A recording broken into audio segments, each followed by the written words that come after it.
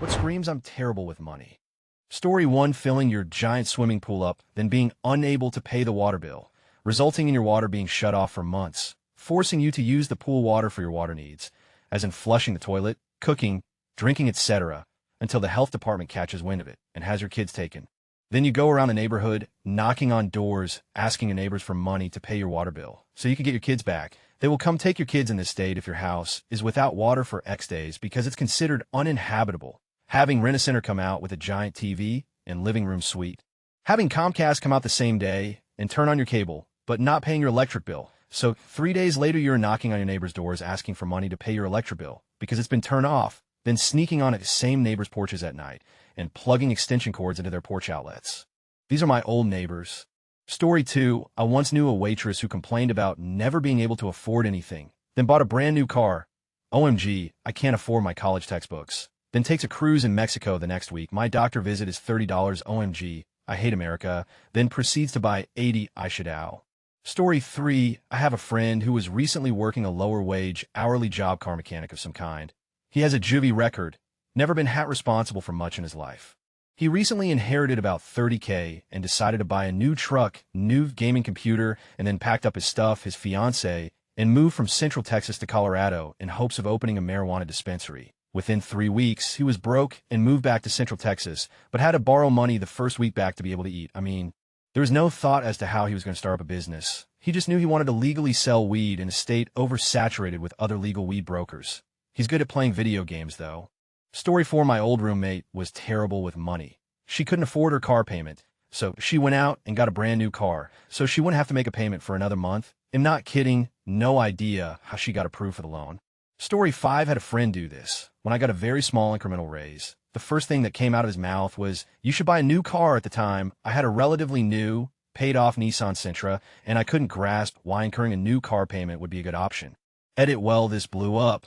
I should thank my friend for having a terrible concept of how to spend money.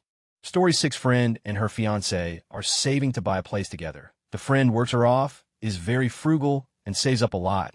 Meanwhile, the fiancé bought a plot of land and a trailer to put on said land without telling her. She found out when she saw the massive withdrawal in their joint bank account. Fiancé, not fiancé. Story 7. Asking you what they should buy because they have a little left over from their paycheck. Save it. Fun money is fine, but if you don't even know what you want to waste money on and it's just burning a hole in your pocket, just freaking save it. Story 8. Crying to me that she can't pay her rent and skips meals so that her cats can eat. Next weekend charges $1K on cosplay items because it's an investment. These are high quality and will last me for years. Also, she buys small bags of 20 designer coffee. Story 9. Well, let's see. My ex-father-in-law was incredibly bad with money. He would constantly buy and trade in new cars over and over again. I'm talking 60K cars too. New trucks, Jeeps, a Corvette, everything. In a year, he'd easily go through 4 new cars at minimum. But oh wait, it gets better. He took an early withdrawal out of his 401K, paying penalties and all, to buy a Corvette while they offered zero financing. On top of that, I found out he was taking multiple home equity loans out. He bought his house in 2003 for $80K and now owes $165K. All of this while constantly spouting to everyone about how if you work hard, you can have these things too. Let's just say I'm happy to be out of that family and not with my ex anymore. The apple doesn't fall far from the tree. Ed had almost forgot. He's retired and receiving a fixed income pension right now. He also does some work in an apartment complex. However, he works too much there and has to pay back part of his pension every year in taxes. I can't make this up, people. At least that is what he told me. It could be Social Security he's paying back, or he really just has no clue what's going on. Story 10. A formerly 100K car. While it may have depreciated to now being cheaper than new Camry, the maintenance and mechanical parts have not.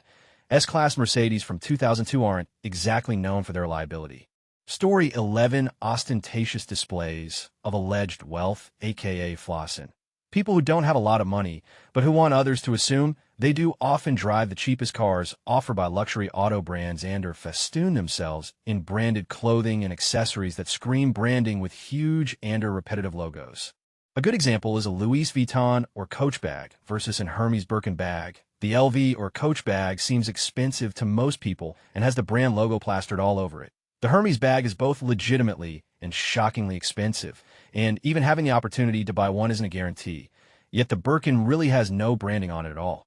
If you're rich enough, you'll know what it is without having to have the brand screamed at you. Story 12, if you're going to buy a sofa for $6,000, only pay $2,000 and get the other $4,000 on finance. That means you can get more stuff. It's what I did. Don't give me anything for my Christmas because they'll not be able to get you anything. I'm so broke. I can't spare 10. This was the same person. I didn't spend $6,000 on a sofa like they did. Story 13, making $300 as a bartender in a night, goes on an all-inclusive vacation every couple months, goes out drinking almost every night, finished nursing school 1.5 years ago, and still hasn't written her licensing exam. Complains that she's going to be paying off student loans forever. Girl, you could have paid off those loans in a year with the money you're making. Not to mention you live at home and all major expenses are paid for. It's weird, really. It's almost like people want to be stuck at the bottom. Story 14, there's this thing in New Zealand called bonus bonds. New Zealanders collectively have about $3 billion in these things. It pays out around 2 per annum, around the same as inflation, but pays it unevenly in prizes. Non-prize winners, which is almost everyone, get nothing. Each dollar bond has between a 1 in 20,000 and 1 in 40,000 chance of winning anything, even a 20 prize, and their odds of winning over 1 million are worse than the national lottery odds. When someone tells me that they have many thousands of dollars invested in bonus bonds, I know that they are terrible with money. Edit, just to clear up any confusion, bonus bonds are not bonds in the normal sense and do not pay out any interest. Only prizes. 2 bonus bonds are not operated by the New Zealand government. They are operated by a private bank, foreign-owned, which makes a killing with them, given that it invests the money, spends 2 of its returns on prizes, and pockets the rest. And it did this even when the official cash rate in NZ was 8.25, meaning even savings accounts were paying more than 8. New Zealand government bonds are called Kiwi bonds. 4-year bonds are paying 2.25. 3 bonus bonds are not a good investment for poor people. The NZ government has a savings scheme called Kiwi Saver used for retirement, first houses, and serious hardship, where the government contributes 50 cents to every dollar you put in. Up to 20 per week, they put in 10, and employers typically match for a salary.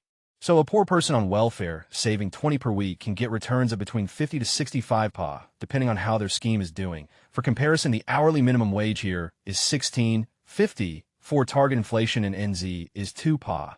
So long-term, money in bonus bonds that does not win prizes loses 10 of its buying power roughly every 5 years. Story 15, a mother who comes in to speak to the teacher of one of her 5 children to tell her she's finding it hard to afford to feed her family, what with having to pay for 6 mobile phone contracts. My wife was the teacher, which is how I know about it. Story 16, my sister. When our dad passed away in 2007, she received about $75K and 2 vehicles that still needed to be paid off. The payoff amounts for the 2 vehicles, 2004 and 2005 models, were $3K and $6K. Instead of doing what everyone else is thinking, she gives them back to the dealer and then buys 2 different vehicles for about $60K, a new 40 inches TV large for that time, and new carpet installed that very same day for about $3K. She gave me $5K, and I made that last for 11 months. She blew through hers in about 5 weeks. Now, she's almost disabled, had to move 3 times due to her husband refusing to work, and threatened to kick when I called him out on that. 2 very autistic kids, receives government assistance for the kids, and is always broke. Story 17, I know 5 people that fit this exact description. Brand new Subaru WRX, brand new iPhone X or newest flagship phone, every year hundreds of dollars each week, spent on vape gear and juice. California minimum wage job, $11 an hour, lives at home with parents, which may save them money in the long run, but doesn't do them any favors with their present spending habits. I have learned from others never to let them borrow money from you. They won't just never pay you back. They will get and threaten you if you try and press the issue. Apparently, their families are connected to Triad, which here in Irvine, California, is an actual possibility, so you have to actually be careful if you don't want strange things to happen. Story 18, when they eat out every day of the week and always grab a snack at the gas station anytime they leave their house. Also, they have at least 5 different streaming subscriptions and buy a new video game every month, like a newly released 60 video game. Looking at you, Jerry.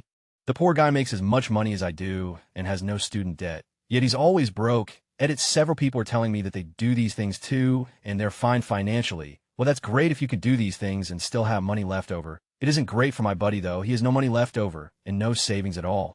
That's why I said he's always broke, and maybe that's fine to some people, as long as he still pays bills and rent, but I still consider it poor financial skills to spend everything you have just because you can. What if there's some kind of emergency? My buddy has no pool of money to pull from.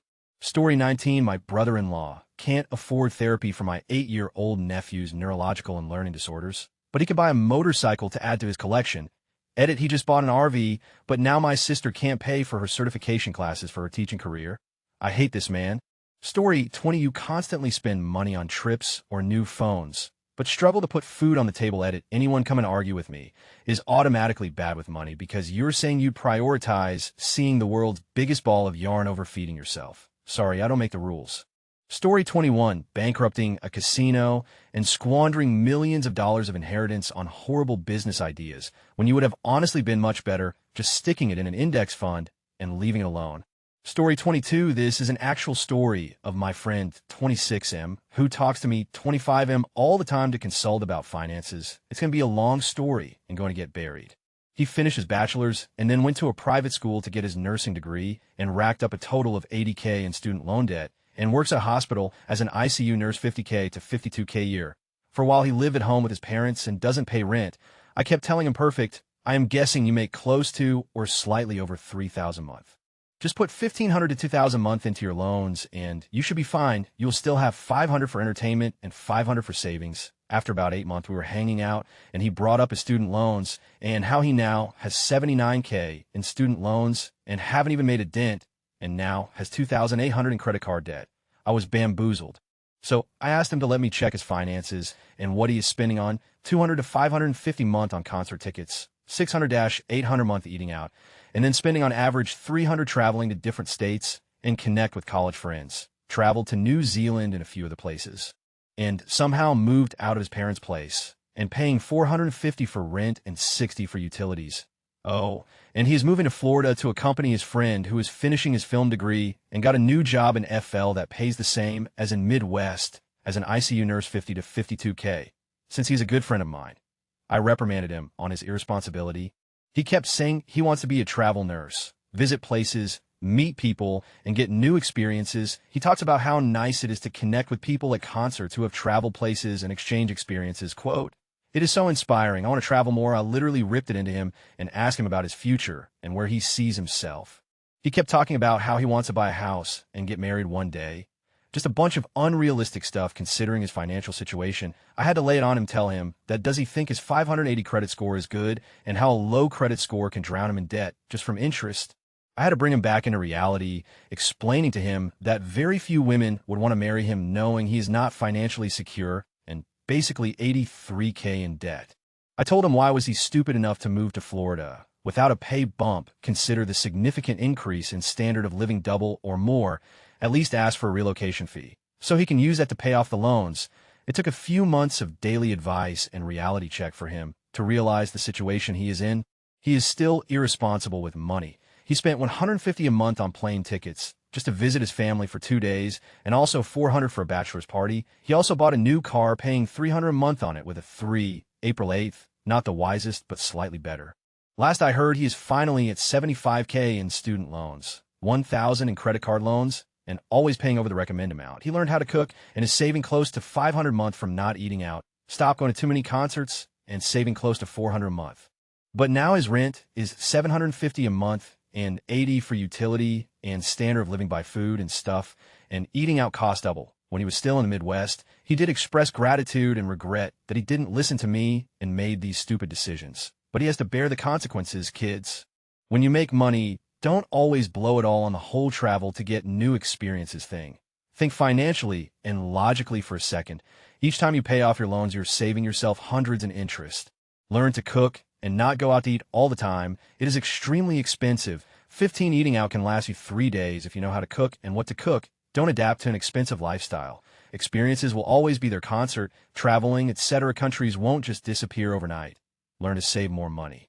Don't like my friend because he will be paying off his student loans for probably the next 5 to 10 years. But the prospects of buying a house and marriage is definitely out of the picture. Story 23, somebody that works a lot but never has money because they spend it all. So not only do they never have time because of work, but when they do have time, they don't have any money.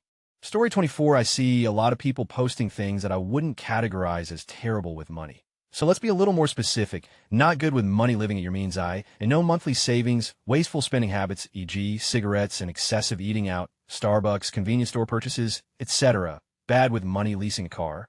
Excessive fast food and junk food, it may be cheap in the short term, but the health consequences will cost you dearly in the long term. Buying luxury items, cars, clothes, vacations that are at or beyond your means.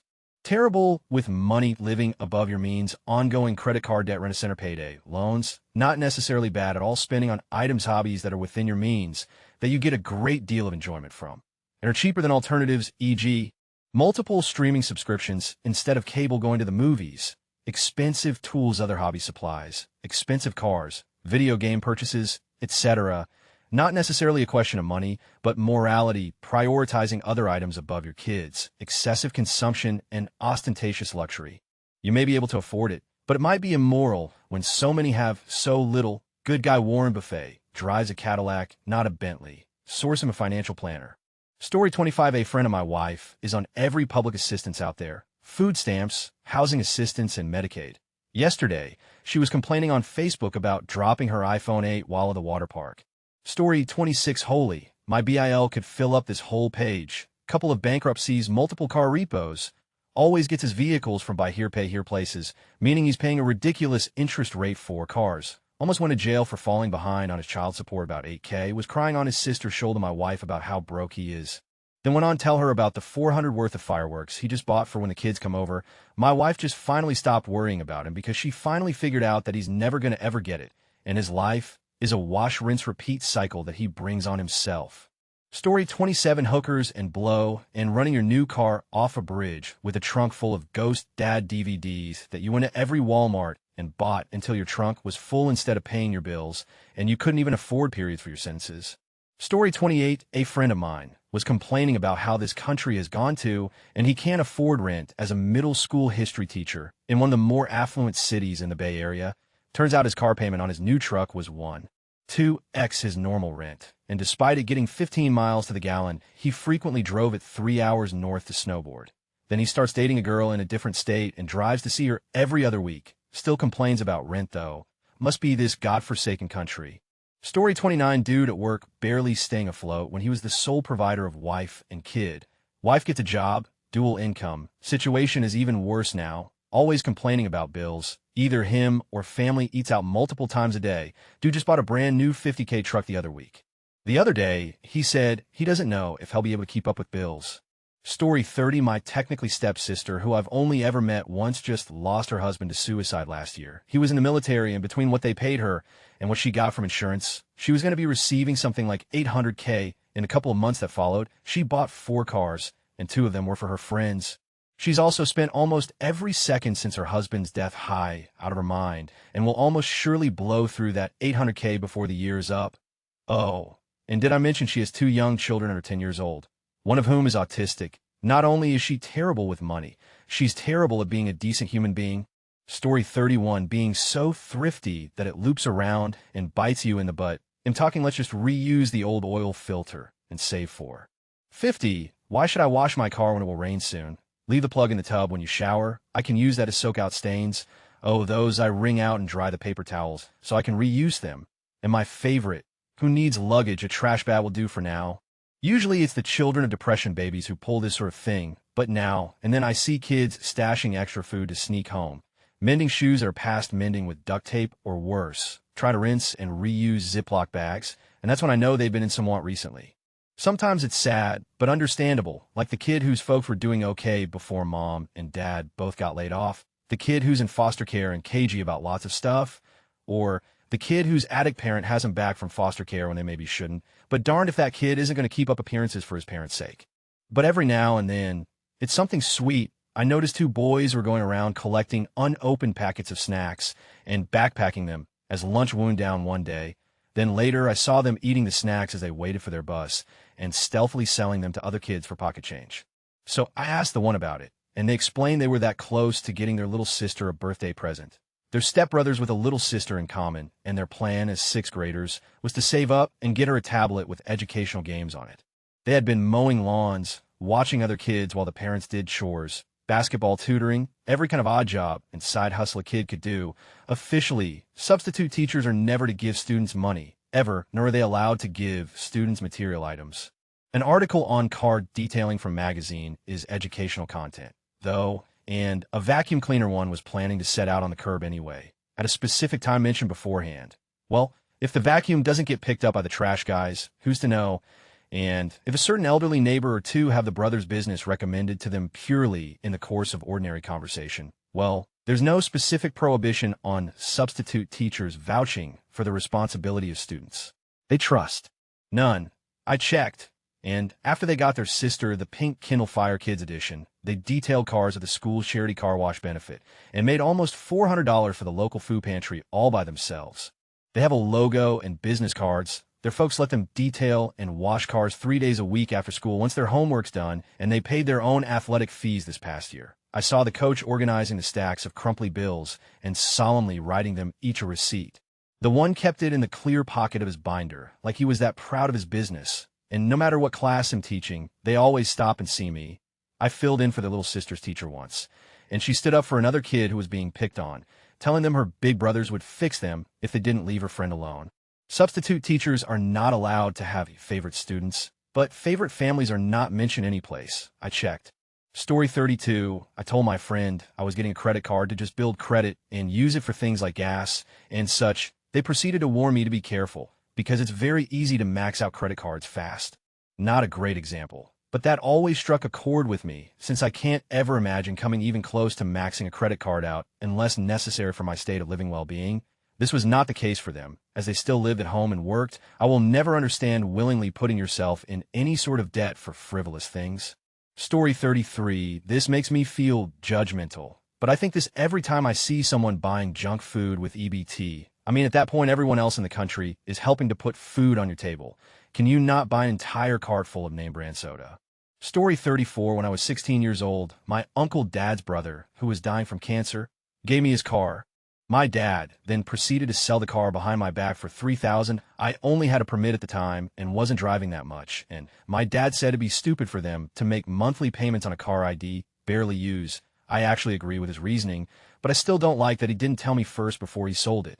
But my parents needed to use the $3,000 to pay that year's taxes because my dad spent almost all of his money on new phone his computer sec. I was all right with that because I was only 16 and didn't need $3,000 for anything at the time. My dad was supposed to pay me back over time, except he never did. He continued to buy more gadgets for himself and didn't make an attempt to set aside anything for me. Now I'm 25, still living with my parents, and I would have started paying rent about a year ago. But my mom decided she would delay making me pay for a while to make up for the $3,000 my dad never gave me back. I'd be paying $200 a month otherwise, which is still rather cheap. So this gave me 15 more months to freeload off them. I'm ultimately satisfied with the deal, but bitter that my dad couldn't be bothered to do the decent thing and pay back his own son. Some other examples of how shitty my dad is: my parents paid $10,000 towards my sister's wedding, except I should really say parent because my dad couldn't be bothered to set aside money to contribute toward that amount. It pretty much all came out of my mom's pocket. Also, my mom found him looking at motor scooter online. He already had one and told him not to buy it, but he went and got it anyway. I confronted my mom on how she always ends up letting him get away with wasting his money. And she said, well, what can I do? Divorce him is the obvious answer, but she still stays with him for I don't know what reason. And yes, he's always done this. It isn't something he just started doing suddenly. Story 35, telling people they're idiots for spending a few bucks on lottery tickets while believing that giving 10 of your income to a church will result in you getting it back tenfold, playing the spiritual lottery. Story 36, had so much credit card and medical debt that I needed to use store credit cards to buy gas and fast food gift cards to make until next payday. Paycheck would come, and I would pay what I could towards credit cards. However, now I can't afford food or gas until next payday. Cycle continues. Finally declared bankruptcy in January, and am slowly climbing out of that hole. Feels good to finally be able to breathe and not freak out every time the bills arrive. Stores still try to get me to open a credit card. I just repeat a simple sentence to them: no. My credit is shot thanks to the bankruptcy, and I don't need that in my life anymore. If I can't afford it right now, I don't need it. Story 37, oh no. Bring me the tab. I got it. Tips 3 on a massive tab. Trying to pick up a tab you can't afford to tip on in front of your friends to appear more financially effaceable than you are. Story 38, big jacked up trucks with lift kits, monstrous 1,000 apiece tires, with smokestacks, etc. Most of the guys I know with trucks like this work some barely over minimum wage construction job. Story 39, refusing to make some lifestyle changes sacrifices in order to have more money. Double points if the person advising you to do this thing is the literal consultant you went to for this problem. I work for nonprofit, and we're meant to help working class families and full-time students, i.e., people with very little money, to survive. Very often my friend will ask me if I can get them an appointment. I ask how much they make a year before taxes, or ill ask is their average income with 4 weeks worth at that time. They'll be over income, I will tell them, and they will ask how, and I'll inform them of the income guidelines. I assess income for a living. When I suggest making some lifestyle changes, my friend will try and tell me you don't know how much money it costs to have kids, or you have no idea how hard it is to pay a mortgage, or you don't know what it's like having to pay for bills in college at the same time. I do, I promise, because I literally do this every single day. You are the one who doesn't have the basic understanding of do not let your debts exceed your income. If your home costs too much, get a smaller home. If your car costs too much, get a cheaper car. If it's hard to pay for college, maybe it isn't your time to be going right now, or just get a cheaper degree at the community college down the road. I promise it's the same degree. Some people just live outside their income. Story 40. I know someone who posts constantly on Facebook about not having money. Wish they could afford things, can't pay their phone bill, etc. It drives me nuts. Then a few weeks ago they post that they are pregnant with their second, not a parent, but I know babies definitely aren't cheap. Story 41. Having lots of things you pay installments on. You want to really have some money, buy your phone, buy your car, buy anything you can outright, and pay as few bills as you possibly can and save like crazy. Then someday you'll be able to upgrade all that and you won't be in crazy debt.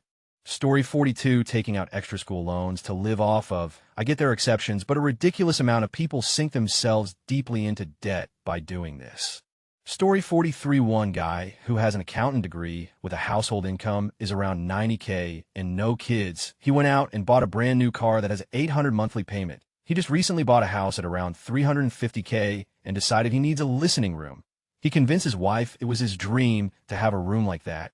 Completely ignored advice to get one piece a year. So he finances close to $10K for a new 65-inch 4K TV and an entire new 7-1 stereo system. He has also cashed out his 401K because he said he will inherit a bunch of money. We did the math one day, and between him and his wife owe around $6K a month before necessities like power, food, etc. He is a giant that can't get along with coworkers, so he is moved around constantly. So it is a matter of time before his world gets, or his parents will just bail him out. Story 44. One friend, whose mother died, stood to inherit about $250,000 and spent the months in between the death and the receipt of the inheritance promising the moon to everyone she knew. It'll pay off your mortgage. It'll put you through medical school. It'll send you on a round-the-world trip, until I quietly took her aside and told her from experience that the amount of money she would receive would be far less than she expected, would take longer to arrive than she hoped, and would be gone quicker than she could ever guess. I encouraged her to cease making over-the-top promises to everyone she met and told her to make the money last. A year later, she got the money, and a year after that, after paying off her mortgage, her debts, her student loans, and buying a few nice things for herself, she was back to being flat broke. She did not manage to pay off anyone's house, or put anyone through medical school, or treat anyone to round-the-world trips. Story 45. The other day, my roommate claimed he couldn't pay the rent yet because there was a hold on his account supposedly due to a large deposit from work getting flagged as suspicious. While he was literally packing for a road trip to Vegas for a wedding, he also takes 40 Ubers regularly because the subway commute to his art studio takes too long. But is late with his rent every month. Also, his cat has cancer and got way worse literally the day he left for Vegas. So now I have to put him down on my own today. Basically, he's bad with money and responsibility and generally. Story 46. Not being able to do things because you have no money. I can understand wanting to save money, but I have friends of mine that pay all in rent, food, and bills, etc., all while earning an average full-time salary and still can never do anything or go out for financial reasons.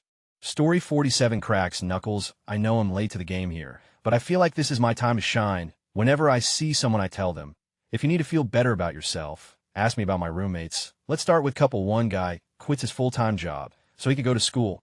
Tells me I'll be fine because his dad's a vet, so he'll get a loan that'll pay for it all. I ask him if he's sure because he's in a trade school, and he says of course, and tells me I'm an idiot. He's halfway through his program and was just told the government won't approve his loan. This is the same idiot that asked my partner for extra money to clean, and then he was always just far too busy to clean, but apparently never too busy to play hours of video games and buy a $400 Oculus Rift. Girl has a part-time job, and honestly, I don't know when she works because mostly I just see her in her room, sitting on her. They have the master bedroom. Since both boyfriend and I are alright with money, I suggest that since they're grossly in debt, we could switch rooms. She throws a tantrum. It doesn't happen. The couple continues to order in food almost every night. They are now applying for food stamps. Couple 2 guy works and plays video games. He does not like to be disturbed from his 16-hour video game binge, so instead of going grocery shopping and saving money by making food, he orders in food for 90 of all his meals and buys every new game when it comes out. Also bought a $400 Oculus Rift. Girl overdrafts her bank account every single month because she buys stupid and refuses to look at her bank account. She makes plenty of money, but refuses to live within her means. Also orders out for every meal, but also grocery shops, and like at least 50 of the food she buys spoils. She thinks I'm a witch because my credit score is above 700. Was recently told by girl couple 1 to just go to school and then get loans to take care of her debt. Recently, these people admitted to my boyfriend that they are angry with him that the two of us are moving for work because they expected him to financially support them as the rest of them went to school. Our last day, and this is June 30th.